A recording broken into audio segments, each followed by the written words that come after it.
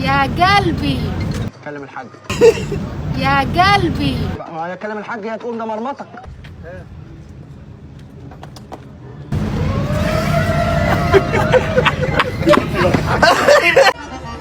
وانا كمان مستنياك ورا المسرح.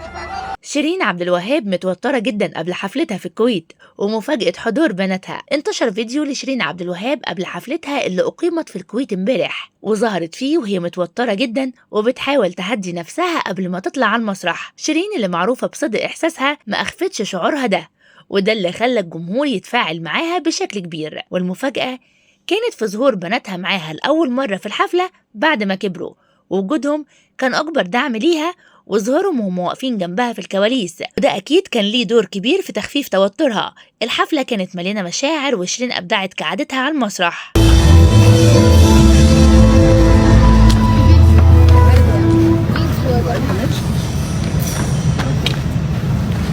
مش عايزه نور عشان الناس ما تشوفنيش.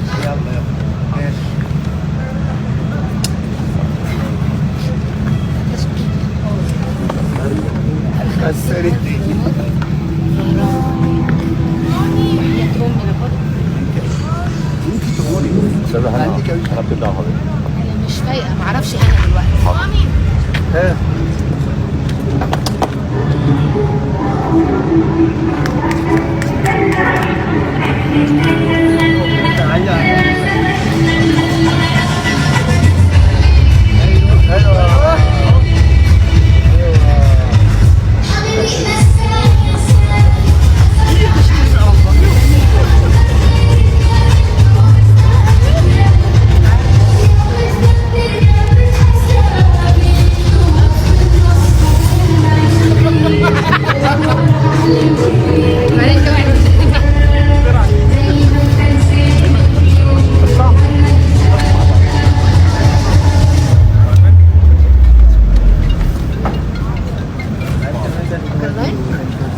يا ريت يبقى لايف، تبقى شيرين رجعت. انت كنت لايف حبيبي؟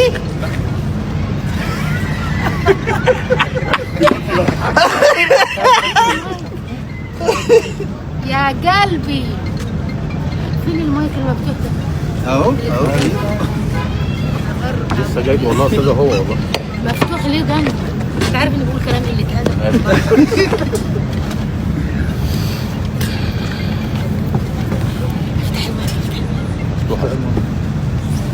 ايه يا بعد عمري.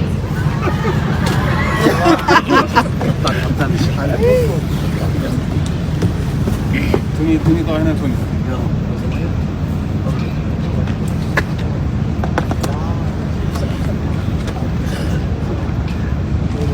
جماعة في واحدة قلعة ولا ايه؟ بلاش فيه عشان عايزة اطلع وفي لايتس اوف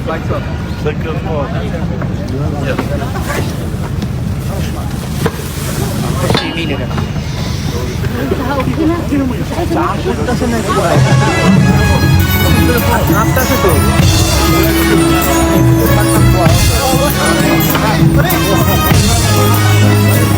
عايزة